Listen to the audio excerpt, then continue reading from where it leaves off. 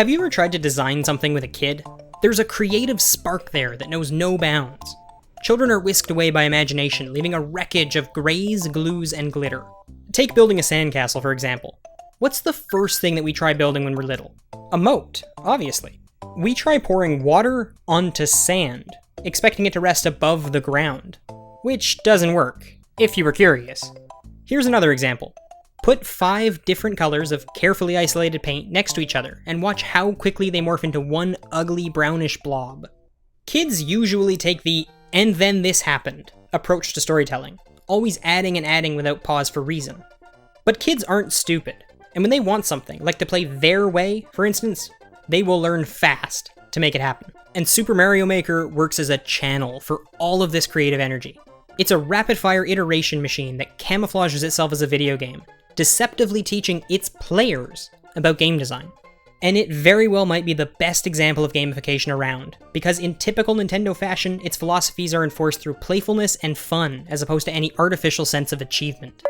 Make no mistake though, today, Super Mario Maker isn't a game. It's a piece of software, a tool. The game part comes later. So just what does Nintendo do to keep the wool over your eyes? How does Super Mario Maker gamify the more labor-intensive parts of engineering and designing video game levels? Well, they start by adding rudimentary play to everything. When you touch your stylus down against the grid overlay of the level editor, everything that you touch makes sounds, beeps, boops, and ditties. It's joyful, and it sets a mood for your creation. And then there's the play involved in just switching the elements of an individual item. If you need a Koopa shell instead of a walking Koopa, just shake that turtle. You shake it back into its shell. But the most important aspect of play found in Super Mario Maker is just how much experimentation it requires to uncover every component of its toolset. And there's a logic to what you can do. If you need to make a piranha plant bigger, you drag a mushroom onto it. You know now that Koopas transform when you shake them. Kinda makes you curious what else you can shake, doesn't it? It helps that Super Mario Maker is presented in the most, for lack of a better descriptor, Nintendo-y package the company could muster. The game's presentation is cut from the cloth of things like Mario Paint, Brain Age, and the GameCube startup noises. These little things pull the whole package together. There's a different splash screen for each day of the week. The little birds perched above the save load menu chirp when you click them. And the instruction manual's operator goes by the name of Mary O. Gosh, it's hard not to love. 100 Nintendo-made concept stages are bundled with the game. Each of these is about 45 seconds long, and playing them back to back really does feel like a Nintendo design meeting dartboard, as if the team is railing off as many ideas in succession as possible. After you've cleared a randomly selected batch of 10 levels, they're permanently unlocked, and you can edit them or replay them for inspiration. Who knows what Nintendo's curation process is for the levels they include in their finished games, but each of these has the sensibilities of a pitch. They feel like a vertical slice of a level that'll be expanded on over time. Nintendo has done all the legwork to make sure you're primed to use or play with its software.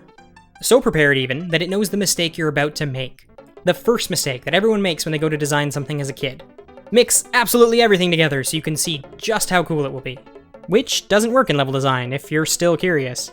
And that just might be where Super Mario is at its most brilliant. It's fast. In minutes, you'll be able to test your everything but the kitchen sink approach to design and immediately recognize how flawed it is. So you start over from scratch. You learn, you design, you iterate. And it's never confusing, never daunting or overwhelming. It's a sophisticated piece of software for a tablet, and it lets you make levels in the engine of Super Mario Bros., Super Mario Bros. 3, Super Mario World, and Super Mario Bros. U. Like LEGO Mindstorms or EV3, Super Mario Maker is a powerful resource to put in someone's hands.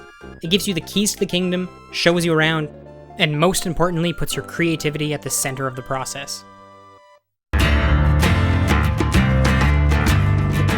Hey, you made it this far, why not check out something else from Castle Couch? Here's my recent analysis of the original Gears of War in its Ultimate Edition, and a thorough essay about Zelda the Minish Cap and scope in game worlds.